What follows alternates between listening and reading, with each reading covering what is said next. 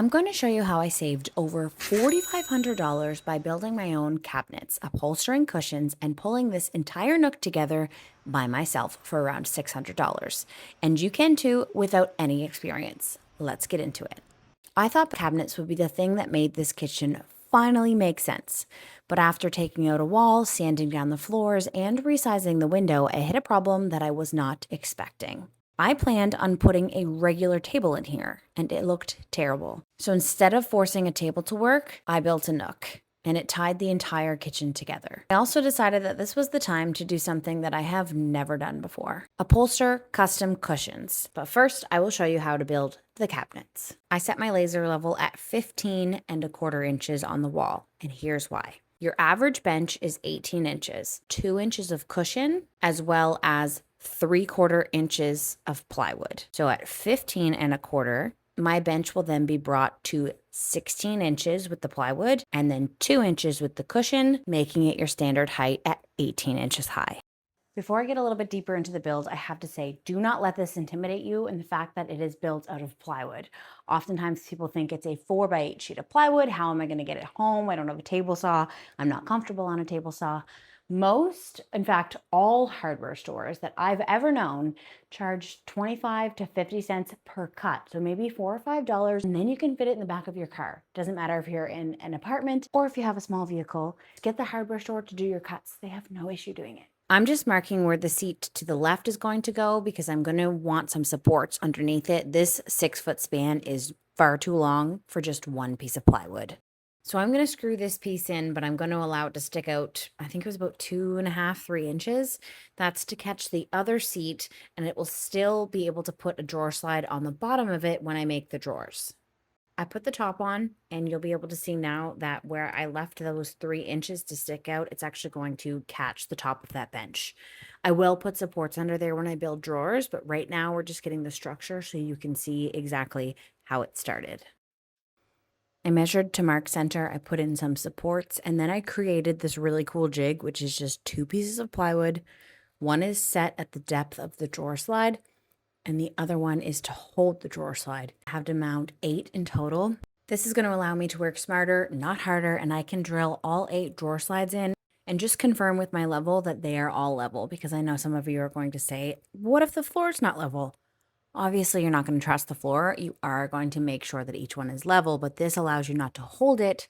And you're also probably wondering why I have a piece of plywood that I'm screwing in. I'm going to be face framing this cabinet thicker than the 3/4 inch plywood. So this is bringing my drawer slide in a little bit and going to allow for that face frame.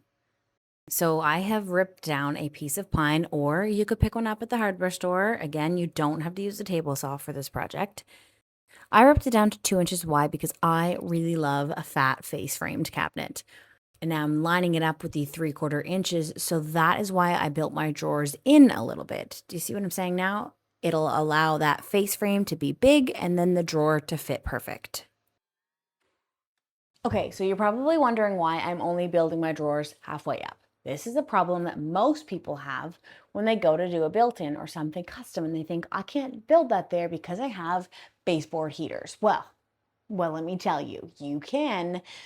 You just have to do a little bit of plumbing. You don't have to. You can call a plumber. We just moved the water lines 18 inches out, the thickness of the bench, and then I ordered on Amazon.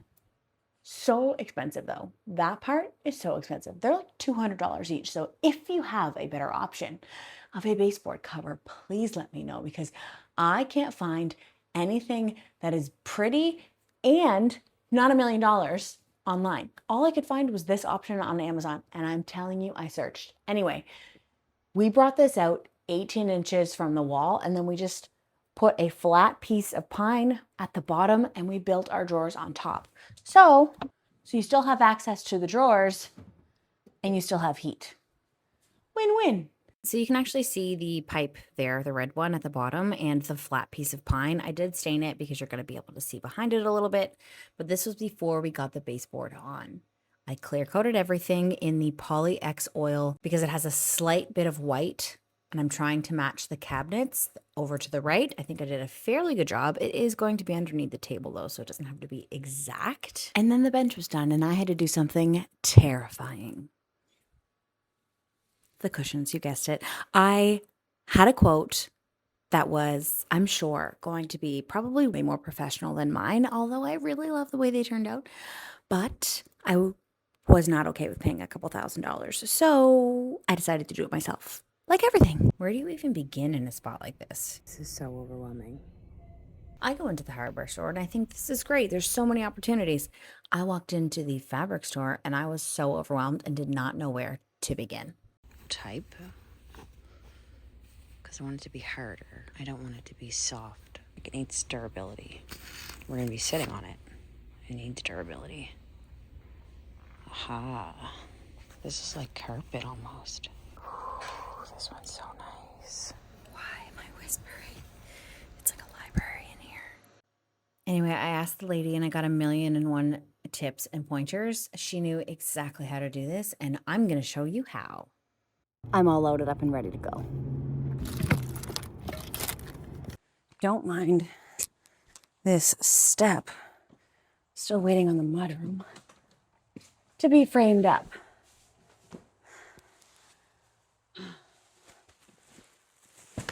One thing at a time. One thing that I think is going to make this project so much easier is I have a new Craftsman automatic stapler. And then I started thinking, what else can I upholster? Everything. Because this is so much easier. And the only time I did upholstery before, I actually used glue. This was like 7 or 8 years ago. I will link that video. You can see the difference. This is going to be a godsend. I got high density, even though it doesn't feel very dense. I also got new scissors.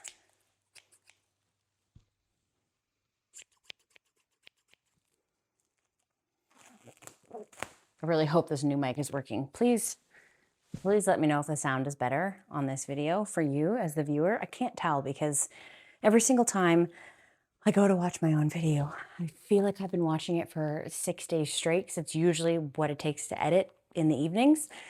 6, 7, or 8 evenings in a row. And by then I'm like, feel like I'm watching a different language. Let me know if you like the mic or if you like the raw audio. Sometimes I feel like I hear people's mics and they're like really aggressive. I should have got her to cut this for me.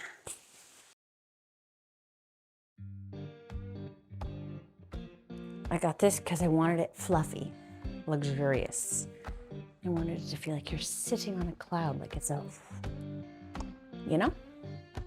It was actually really easy to cut. I just used my X-Acto knife and then finished it off with scissors when it couldn't get as deep. I put the batting on top and then you'll see the 3 layers here. I flipped it over and the plywood is on the back because the plywood is what you're going to staple to. I am going to do a much deeper dive on how I've done this in another video in another week or so. If you're watching this and it has not been linked yet, it might be in the description or it might be on my channel. So make sure that you subscribe because I try and break down. I will do a project and break it into 15 videos because I truly do want you to know how to do these projects and step back and think to yourself, damn, I'm good, because it is a really good feeling. The only thing that I had a real issue with was the corners, and it wasn't necessarily the corners. I watched a few YouTube videos of there's a very, very specific way to fold it, and it ends up looking much better than this, but I mean, mine were fine. I just pulled it and stapled it until it looked nice, essentially. I'll do the deep dive into that video. Once the cushions were done, and again, I'm sure that if I would have paid the couple $1,000s to have them professionally done, they would have been like restaurant style. These though are like, they're almost restaurant style. I'm not even gonna lie, I'm very impressed with how they turned out. And honestly, I don't know how good the other ones would have been, so this is 100% in my books because there's nothing to compare it to. I used my laser level to mark out all of the knobs, and then I also used it for floating shelves.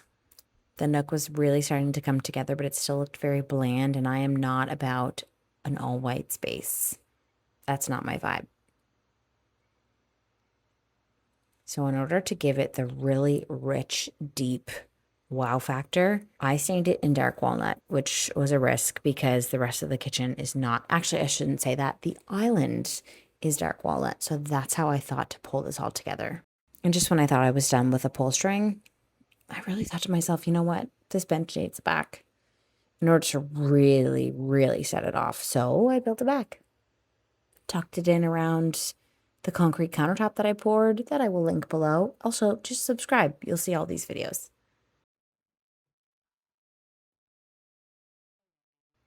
And then the table that I was talking about that didn't fit in the beginning, well, I was not getting rid of it because I love this table. And it really broke my heart, but I cut 18 inches off of it.